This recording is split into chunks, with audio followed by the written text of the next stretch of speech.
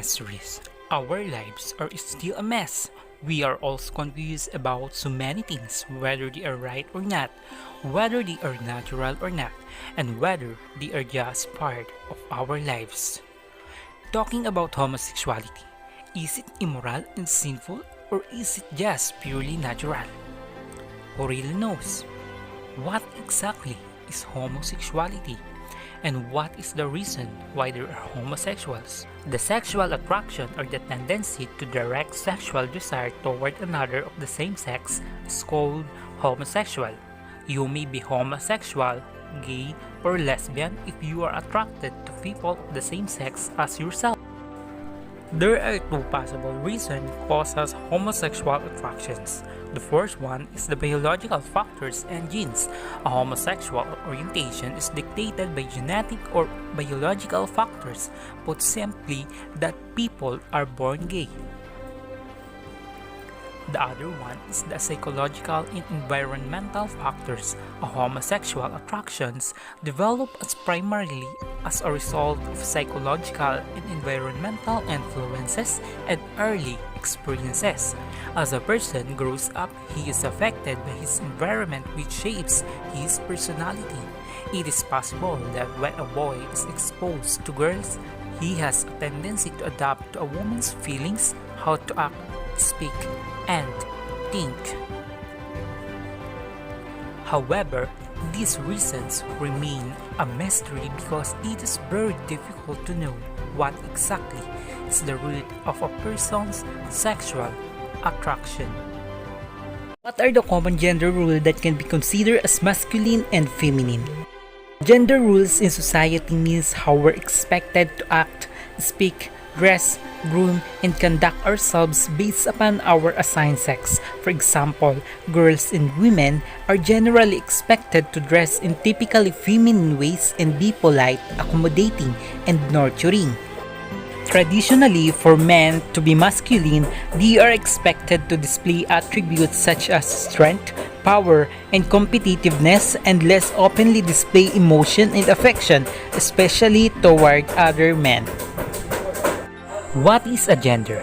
Gender refers to the characteristic of a woman, men, girls, and boys that are socially constructed. This includes norms, behaviors, and roles associated with being a woman, man, girl, or boy, as well as relationships with each other. As a social construct, gender varies from society to society and can change over time. What is gender identity? Gender identity is defined as a personal conception of oneself as male or female, or rarely both or neither. This concept is intimately related to the concept of gender role, which is defined as the outward manifestation of personality that reflect the gender identity.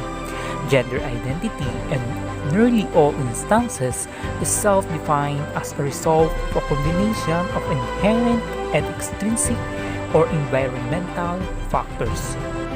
Now, what is a gender role? A gender role, on the other hand, is manifested within society by observable factors such as behavior and appearance. For example, if a person considers himself a male and is most comfortable referring to his personal gender in masculine terms, then his gender identity is male. However, his gender role is male only if he demonstrates typically male characteristic in behavior, dress, and or mannerisms. Gender rules influence a wide range of human behavior, often including the clothing a person chooses, the profession a person pursues, and the personal relationships a person enters. And what is gender stereotyping? Gender stereotyping refers to the practice of ascribing to an individual woman or man specific attributes, characteristics, or rules by reason only of her or his membering in the social group of women or men. Gender stereotyping is wrongful when it results in a violations of human rights and fundamental freedoms. Example includes not only criminalizing marital rape, perceiving that women are the sexual property of men, The gender differences of men and women. Men or male. A male's orientation toward life tends to be outward. They are explorative. Every boy and every man is on a quest. He discovers his identity out there in the world where he senses his larger purpose and destiny lie. They are opportunistic. To put in another way, the male is a doer, and in the final analysis, his feelings about what is doing or his reason for doing it are less important to him than the urge and the opportunity to get done. They are initiator. All of this presumes a certain willingness and ability to take the bull by the horns and make things happen. It also suggests that leadership, while not necessarily an exclusively male prerogative, is nevertheless more deeply rooted in the nature of men and boys. They are competitive and dominant. Men want the best and will expend incorrigible energy toward getting it. For women or female, they are confidently enticing. Unlike the male, who must go out into the world to find his destiny, the woman possesses her future within herself.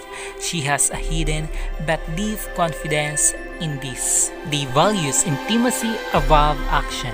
A woman cares more about being than doing, and she finds the reason for her being in relationships.